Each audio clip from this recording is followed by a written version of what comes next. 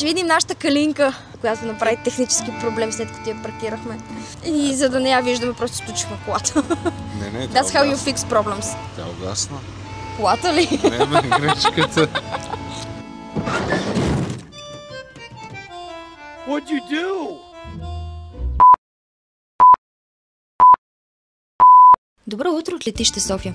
Заредени сме с ентусиазъм, празен стомах и очакване за велико италианско гастрономическо приключение, което за съжаление започва с по един тъжен сандвич.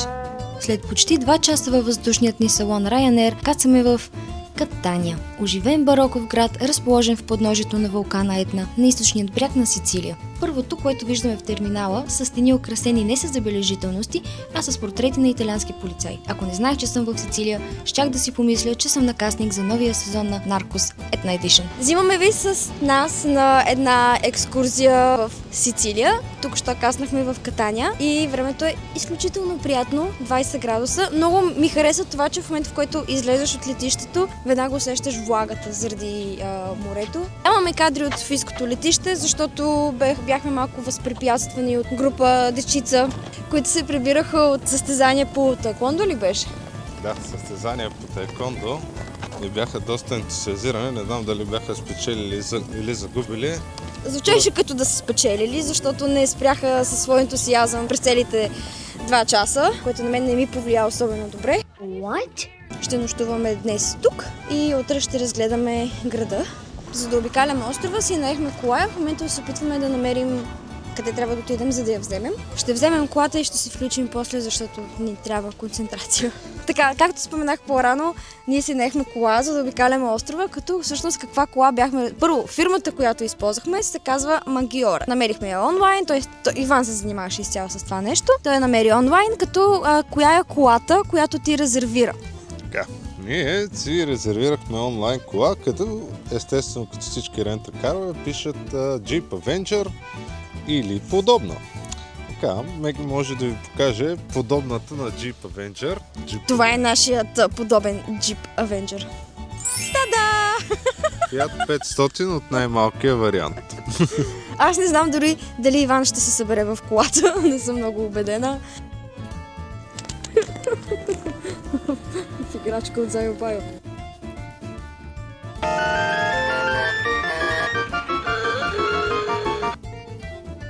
Джип или това, кой може да каже разликата?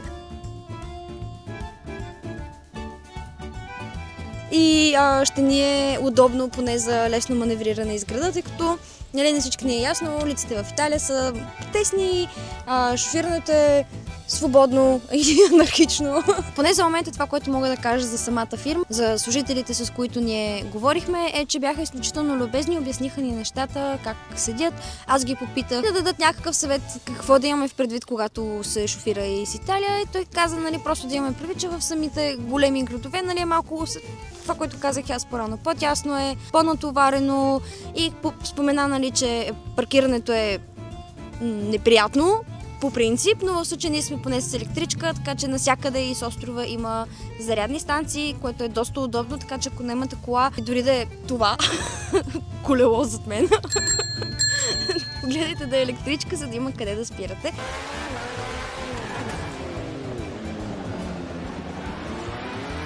Пристигаме и на мястото за първата ни нощувка, а именно в хотел Dream 117. Една нощувка за 2 души ни излезна около 110 лева. Хотелчето е изключително чаровно. Стаите имат собствена тераса, разполагат и с климатик. Конкретно към нашата стая няма лична баня, а използваме общата такава, която се намира до общата кухня. Точно срещу стаята и е въпросната кухня, където може да закусите.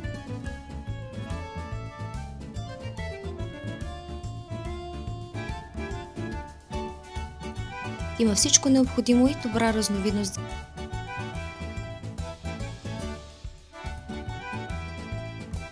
А ето и как изглежда общата тераса вечер.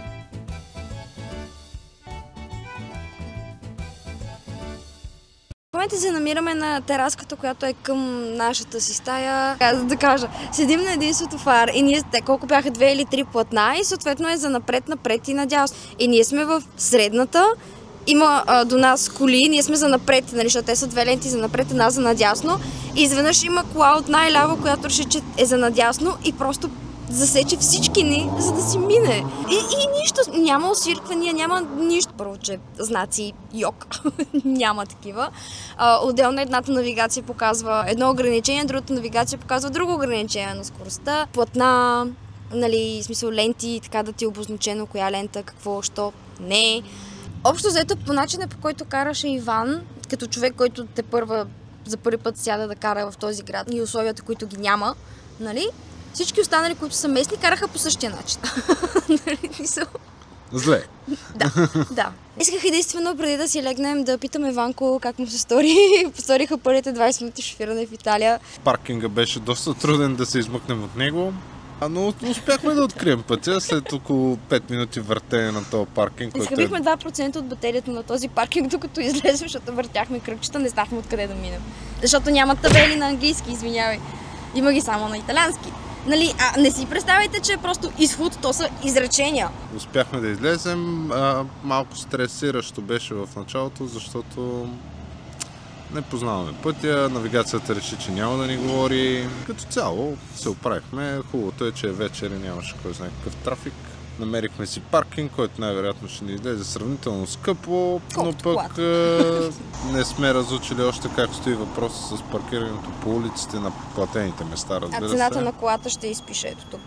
Като цяло е по-добре да си резервираме някакъв паркинг, който е платен, подземен и имаш място, няма шанс да ти дигнат колата и да си я търсиш после из град, който не познаваш.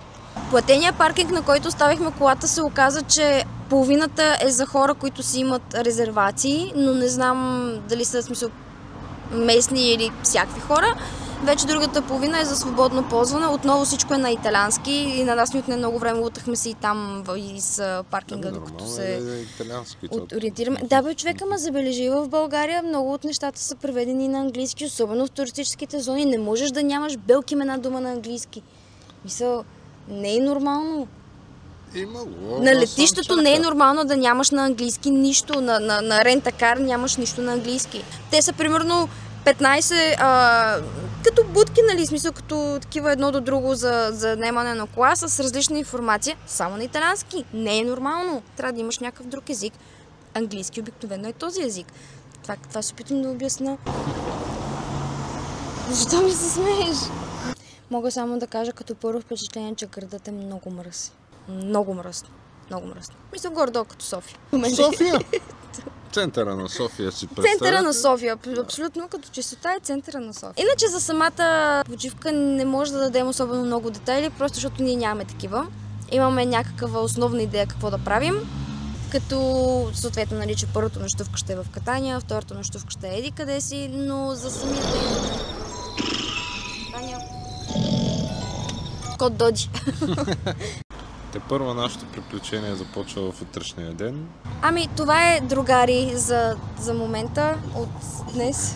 Товариш. Другари, другарки. Другарки. Ох, добре, айде, лека. Лека нощ.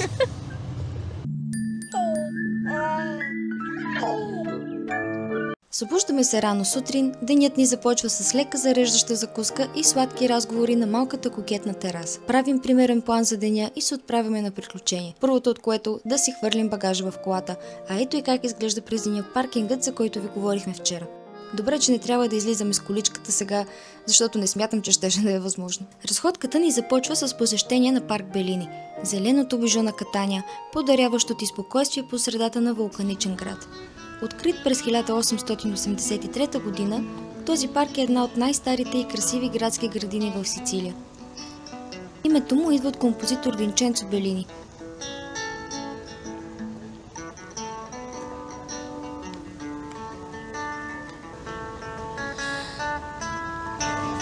Моля те, не падай, моля те, не падай, моля те, не падай, моля те, не падай.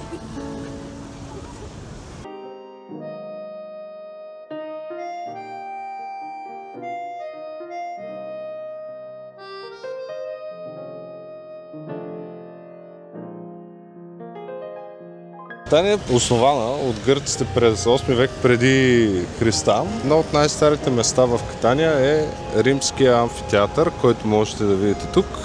и той е създаден през 2 век след Христа. Тук са се провеждали различни мероприятия в римско време, по времето на римско управление. Острова е превзет от римляните по време на Пелопонеските войни, около 400 години преди Христа, и остава римско владение следващите няколко века. Съответно, много голяма част от архитектурата, която има в Сицилия запазена историческа, е още първо от гръцко време и в последствие римско. Все пак римската култура в голяма степен е взаимствала много големи части от гръцката култура. Амфитеатър, както виждате, може да ви прави впечатление, че е изграден основно от черни вулканични камъни, тъй като вулкана Етна е много наблизо. Голяма част от строителните материали, използвани из целия град, всъщност са точно този вулканичен камък. Самия амфитеатър е изоставен през 5 век и голяма част от материалите, от които е изграден, са използвани за строежа на катедралата, която ще видите малко по-късно в видеото. И пак Белини. Разходката ни продължава покрай театър Масимо Белини, който е открит през 1890 година с изпълнение на неговата опера Норма. Театърът има отлична акустика. Дори и да шепнете пица, касиерката ще ви чуе. Точно срещу театърът е фонтанът на делфините. Малък, симпатичен и изненадващо артистичен. Минаваме покрай църквата Киеста деля Бадия ди Сант Агата. Тя е построена през 18 век и е част от комплекса, посветен на света Агата. А коя всъщност е света Агата? Тя е най-почитаната светица в Катания. Символ на вяра, смелост и мъченичество. Родена в града през 3 век, тя отказала да се отрече от християнството и да стане любовница на римският управител, заради което е била подложена на жестоки мъчения, включително отрязване на гърдите. Въпреки страданието, вярата й останала непоклатима, което я направил символ на духовна сила и жертвоготовност. Смята се, че молитвите изпрели изригването на Етна, което е причина катанците да вярват, че тя закриля града от бедствия. Всяка година през февруари се провежда пищен фестивал в нейна чест, едно от най-големите религиозни шествия в света. По време на празника нейната статуя се изнася и обикаля града, следвана от хиляди вярващи, облечени в бяло. Стигаме до площад Пияца дел Дуомо, където се намира католическата катедрала на Катания. Именно тук се пазят мощите на света Агата. Точно срещу катедралата е фонтана дел Елефанте Улиотор, малък слън, направен от вулканичен камък, носещ египетски обелиск. Фонтанът е построен през 1736 година от скулптора Джовани Батиста Вакарини. Символизира силата и устойчивостта на града, който е преживял земетресения и изригвания на вулкана, като любопитното е, че статуята почти не е пострадала. Местните казват, докато Лиотор стои, Катания няма да падне. Проправяме си път през тесните улички и минаваме през рибния пазар. Това е един от най-старите рибни пазари в Италия. Тук се гмуркаме в света на калмари, октоподи и крясъци. Вървим ли вървим и стигаме до замък Урсио. Построен е през 13 век от Фридрих II. Построен е върху стратегическо място край морето, но след изригването на Етна през 1669 година лавата буквално изтласква бреговата линия и днес замъкът се намира над километър навътре в сушата. През вековете е използван като крепост, затвор и военен пост. Днес в него се помещава градският музей на Катания, където могат да се видят артефакти от римската епоха, средновековни стенописи и барокови картини. На 15 на минути от него стигаме и до портата Гарибалди. Това е портата на Гарибалди. Тя е построена през 1758 година от крал Фердинанд IV от Неапол. Построена е да се отпразнува брака му с Мария Каролина от Австрия през 1768 година. Впоследствие Фердинанд IV е известен като Фердинанд от двете Сицилии, тъй като по това време се случват различни обединения в италианските кралства. Портата също така в последващите години служи като част от защитните механизми на града. Стените, които вече ги няма, разбира се, към днешния ден, са били част от защитната мрежа на града. Портата, както и много други части от града, различни сгради и стени, е построена отново от вулканичната скала, която се намира в огромно количество наоколо поради близостта до вулкана Етна. Днес след дълго стигаме и до едно от най-внушителните барокови чудеса. Вторият по големина манастирски комплекс в Европа – манастирът на бенедиктинците. Построен е през 16-18 век и е посветен на свети Николай. Строителството е многократно прекъсвано и променяно, особено след земетресението и изригването на Етна, когато лавата достига самата основа на манастира, но монахините упорито продължават строежа. Реставриран е до 1866 година, след което е преустроен като място за училища, болници и казарми. Чалото тук са се молили монаси, а днес студенти.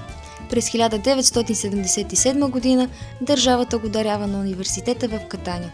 Днес тук се помещава факултетът по хуманитарни науки. През 2002 комплексът е признат за част от световното наследство на ЮНЕСКО като образец за късен барок на Вал ди Ното.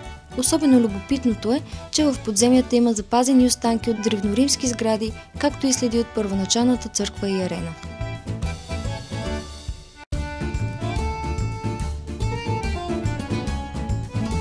Църквата Свети Николай Арена е най-голямата църква в Катания и представлява монументален, но недовършен проект. Строителството й започва през 1687 година от бенедиктските монаси, като част от по-голям манастирски комплекс, но е спряно поради земетресението, а в последствие възобновено. Проектът остава незавършен. Фасадата е все още гола и без орнаменти, което й придава суров, но величествен вид. Ако не страдате от клаустрофобия и нямате проблем с белите дробове, срещу 3 евро на човек може да се качите на покрива на църквата, като оттам се открива невероятна 360 градусова панорамна клетка.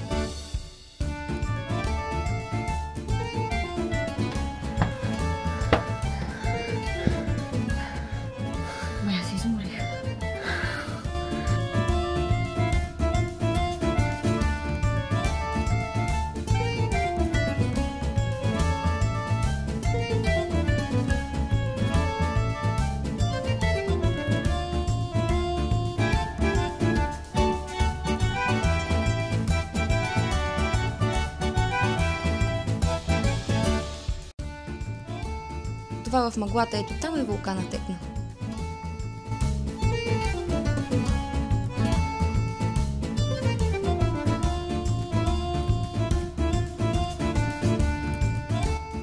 А сега, срещу 6 евро на човек се потапяме още по-дълбоко в миналото. Римският Одеон, съсед на гръко-римския театър. Този археологически комплекс датира от около 1-2 век след Христа.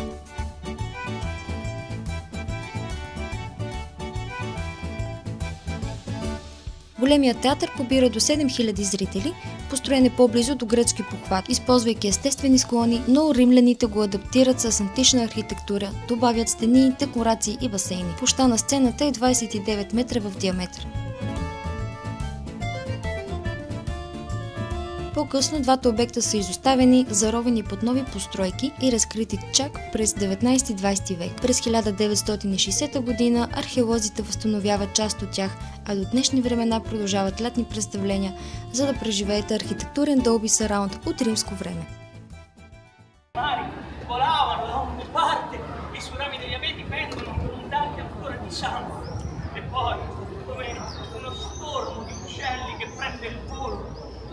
Le donne corsero verso la pianura, Iomma, Visi e Nerife, le città che sono le figlie del Carone portando sconfitti. Любопитството ни отвежда на Яца университа, където фасадите се редуват като судолет с два вкуса – лава и варовик. Построен през 1696 година, този площад е истински архитектурен спектакъл. На него се намира и същинското сърце на образованието – Университетът на Катания.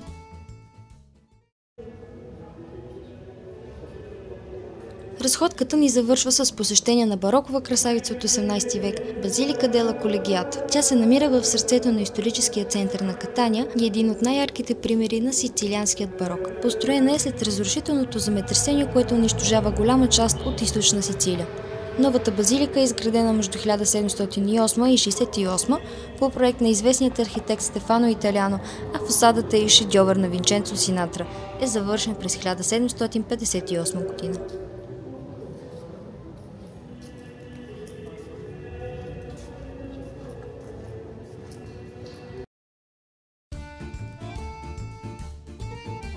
След обиколен ден се сбогуваме с Катания, качваме се в малкия Бромбър и се отправяме на път. Возим се вече в нашия Бромбър Фабрицио. Да, имаме около 140 км до Агриченто. Както Ванко каза, имаме си път, има и време, каквото такова. Надявам се просто да няма някакви проблеми и да успеем да си отидем в хотелчето на време, тъй като станяването е до 8 часа, за което ние се усетихме изключително късно. И да.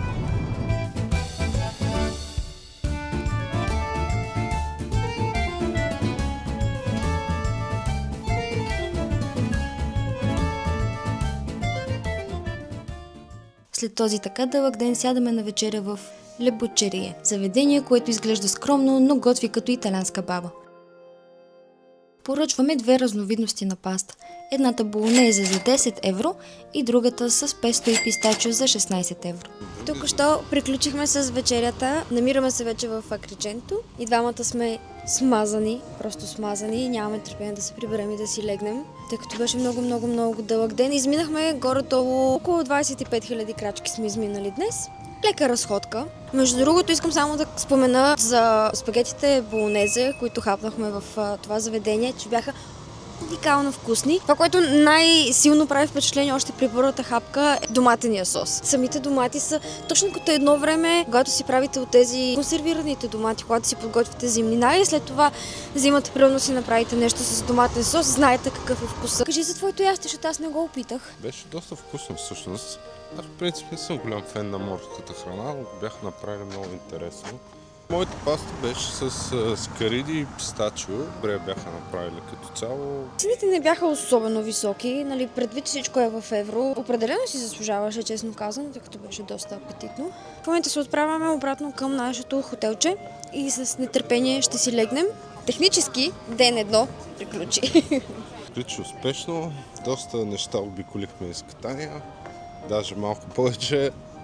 Според мен, отколкото трябваше. Като цяло обиколихме доста от забележителностите на Катания. Видяхме доста гръцки и римски амфитеатри, катедрали, базилики. Базиликата изключително много напомня като стил на Свети Петър, което е в Ватикана. Разбира се, далеч отстъпва по размерие, но е много красиво направена. Ако мога да кажа нещо, е то определено, че италианските католици знаят как да строят църкви. Утре ни очаква да посетим също така и един доста интересен древен град. 4 век преди Христа има доста интересна история, за която ще ви разкажем утре. В момента се намираме пред хотелчето. Това е вратата на хотелчето. Така ще ви покажа малко кадри отвътре и с това приключваме, защото искам да си легна.